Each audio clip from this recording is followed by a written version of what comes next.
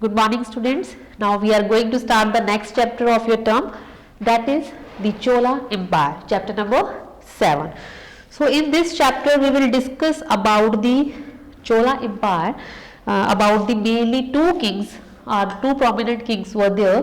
One is Rajaraja I and another one is Rajendra Chola. Clear? So we will talk about that persons, that how the administration run under the guidance of these two kings, as well as what are the main source of information like Brideshwara temple and copper plates, like that. Clear? So we will discuss all these things in this video. Clear? So before starting this, I will tell you about the Chola Empire, that the southern part of Indian peninsula, suppose this is a map of India, and the southern part of Indian peninsula, the Chola Empire is here. Clear? So mainly three kingdoms were there on that time. One is Chola, here is Cheras, and here another one is Pandyas. Clear? So the southern part of Indian peninsula, situated south of Krishna river, was inhabited by the Dravidians during that time. So they had their own language. Dravidians had their own language during that time and cultures. So this region was a home of three powerful kingdoms. One is Chola, another one is Cheras, and third one is Pandyas. Clear? And the Chola among them was the most powerful. Among the three of them, the Chola were the important one as well as powerful. Clear? So Chola Empire, which arose in the 9th century. Clear? When it arose in the 9th century. So Chola Empire arose in 9th century. Brought under its control a large part of peninsula. Clear? So the Chola developed a powerful navy which enabled them to develop India's sea trade. So sea trade had valuable part of the empire, that they established the sea trade also with the help of navy. So the important source of information available there. So we will learn about the sources also, from where we get the information related to Chola Empire. So among that, one is inscriptions. The main part of information which we receive from this empire, we will get knowledge from the inscriptions. So during that time, number of inscriptions are available, which provide us valuable information regarding this region. So among that, one is copper plate grants, stone inscriptions, then inscriptions made on walls, then copper plate grants during that time known as ambil. Clear? The name of copper plate grants were known as ambils and karandi. Clear? So instead of that, Karnya Kubari inscription were also there, which provide valuable information. A long list of the rulers indicated the solar region of the Cholas dynasty. Clear? So another set of important source of information was the copper plate.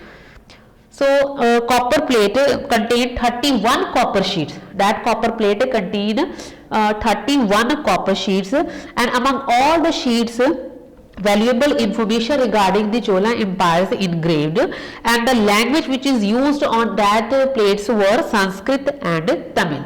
They record a grant, that copper plates are the records of the grants which was given by the Rajendra Chola time to time. So that copper plates were the valuable information which we can gain from about the Rajendra Chola, provide valuable information about Rajendra Chola.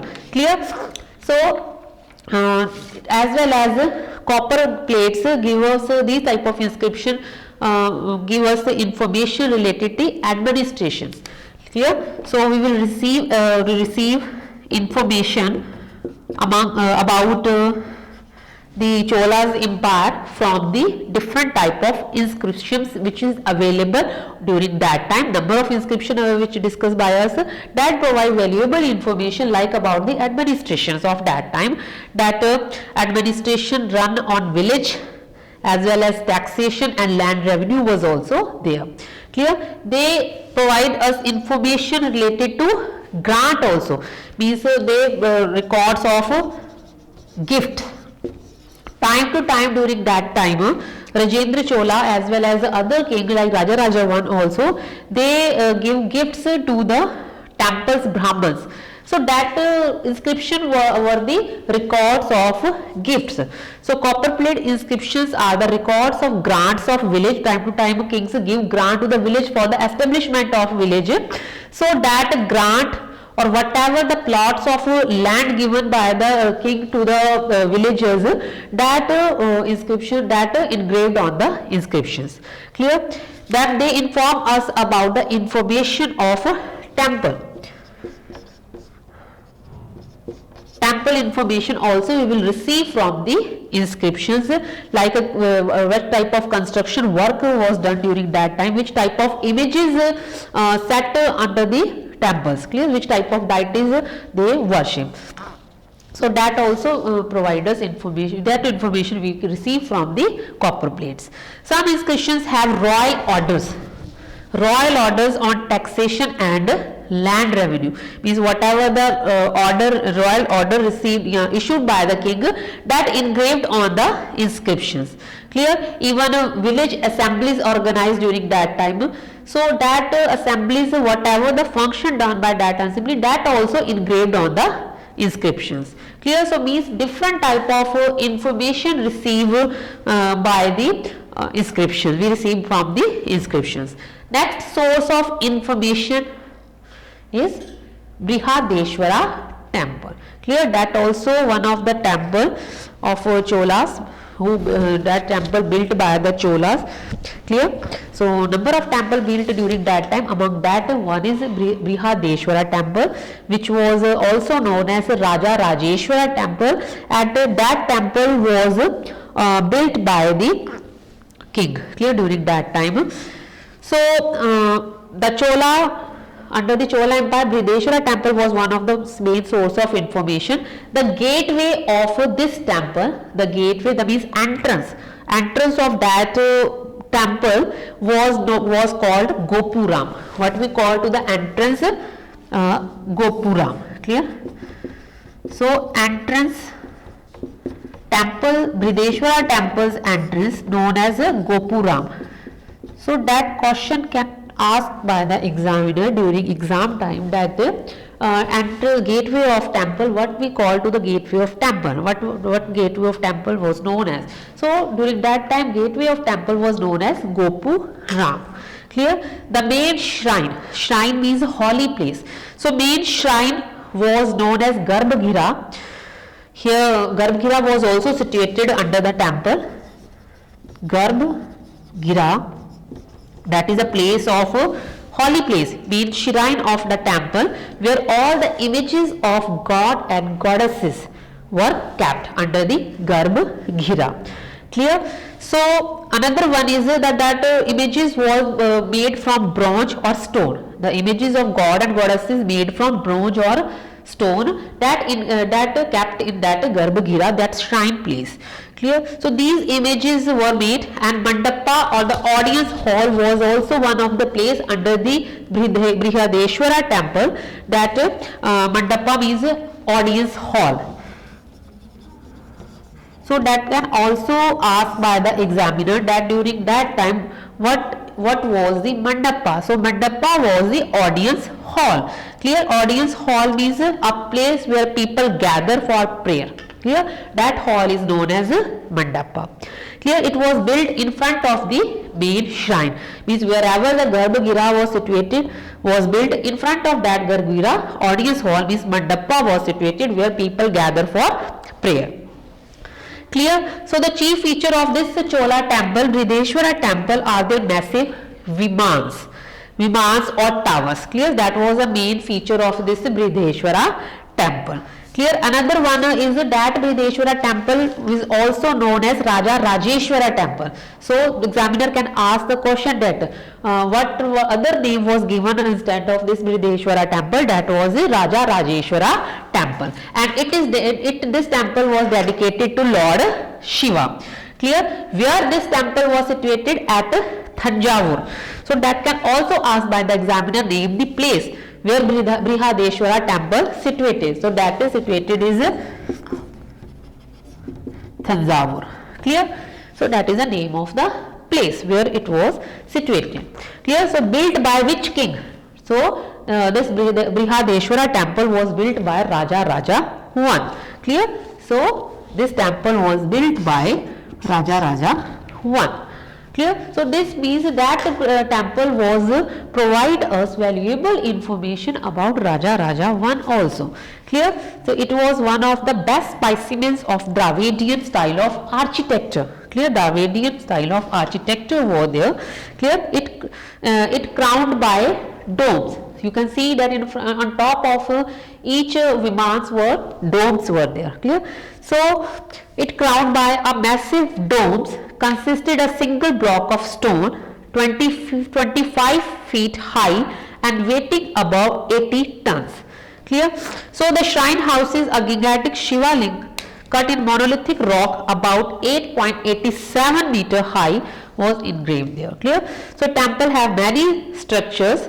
So this temple is was one of the main temple built during that time. So the temple has been declared as a World Heritage Site by the UNESCO also. Clear? One of the agency UNESCO, UNO agency that declared by UNESCO one of the World Heritage Site, Brihadeshwara temple. Clear? So Brihadeshwara temple is also one of the main source of information which provides us valuable information about the Cholas king. Clear? As well as copper plate which provide us valuable information during that time. Clear? So these are the main two source of information. Now we will talk about the kings during that time. Two prominent rulers of this dynasty was, one is Raja Raja I, another one is Rajendra Chola. So Rajendra Chola was the son of Raja Raja I. So Raja Raja I was one of the brilliant general who led different type of campaigns, and he attacked the kingdom of Pandyas and Cheras also. So he was the one who attacked on Pandyas, kingdoms of Pandyas and Cheras, and summited his empire, as well as Mysore. Instead of that, Mysore is also led by the Raja Raja I. Clear? So that is a main achievement of Raja Raja I, that this Pandyas and Cheras with that Mysore. Three main achievements done by him. Clear? Instead of that, Raja Raja I also he was aware about the importance of controlling the sea routes, as during that time trade was one of the valuable part of gaining money. So he was also aware about the importance of controlling the sea. So he decided to show the strength along the coast of South India. So because of this purpose only, he took out naval expeditions and attacked both Sri Lanka and Maldives Island. So he took attack on Maldives Island as well as Sri Lanka and Maldives Island. So that was the achievements of Raja Raja I. Here his conquest of Sri Lanka was completed with the crown and royal insignia of king and the queen of Sri Lanka being captured in the battle. Now after that, he was the one who built Brihadeshwara temple. Means he control over Cheras and Pandya kingdom as well as Mysore. After that, he led expedition over the sea trade route over that Sri Lanka and Maldives Island also submitted by him. After that, he took his eyes towards the construction of Brihadeshwara temple. So he built a Brihadeshwara temple, also known as Raja Rajeshwara temple. So that temple was built by Raja Raja I. So under his rule, the Chol became the supreme power in southern India. So the increase in trade brought prosperity to the kingdom, and he led number of achievement by this to expand the Chola empire. Clear? Now next we will talk about the Rajendra Chola, the son of Raja Raja I. Means after the death of Raja Raja I, he ascended the throne. So Rajendra succeeded his father Raja Raja I. He continued his father's policies. His campaigns were daring and once his army marched up to the east coast of India through Odisha and up to the Ganga's river. Rajendra Chola himself led the army over there on this took, and Chola army defeated Mahipala, the king of Bengal. That is one of the main achievement of Rajendra Chola, that king of Bengal. The name of that king was Mahipala, that was defeated by Rajendra Chola. Clear? So to commemorate this victory over king of Bengal, he adopted the title Gangai Konda and built a new capital called Gangai Konda Cholapuram. Clear? So the capital Gangai Konda Cholapuram, he is named that Gangai Konda Cholapuram, given by him after the defeat of king of Bengal. Clear? So that is the main achievement. So examiner can ask question that what is the name of capital of Rajendra Chola's kingdom. So the capital was Gangai Konda Cholapuram, and which title adopted by him, that can also asked by the examiner. The title is Gangai Konda Chola only. Clear? So that was the main achievement of Rajendra Chola. Next we will talk about the administration system. That the Chola administration was divided into three parts. One is central government, another one is provincial government, and the third one is local self-government. First we will talk about the central government. Central government, the king was the main important person. Clear? So who was the main important person under the central government, who run the function? That was the name, that is king himself. Clear? To assist king, number of ministers were available during that time also, and the king assisted by his minister, and his ministers known as council of ministers. Clear? So council of ministers had there to give advice. Clear? The king often went on tour in order to keep a check on the administration. Clear? So king always went on tour to check that all ministers were doing their performance or doing their functions properly or not. Clear? So the officers were paid by giving them assignments in revenue bearing lands. Clear? So lands given to them, to the officers. Next is provincial government. The Chola Empire divided into mandalam. Clear? Chola Empire divided into number of mandalam. Clear? Mandalam means provinces. Okay? The number of provinces divided into number of provinces, and these provinces known as mandalam. So mandalam further divided into Vala Nadu and Nadu. Clear? So prince of the royal family, mostly prince of the royal family, were appointed as a governor of each provinces. Clear? So who were the governor during that time on mandalam? The prince, royal family prince was the governor of each provinces known as mandalam. Next is local self-government. So Chola Empire divided into three. So under the local self-government, they believe in local self-government during that time. So in many of the villages, the administration was carried out not only by the government officers but by the villagers themselves. So means village local self-government run under the villages, and villages themselves done their functions. Please, and to assist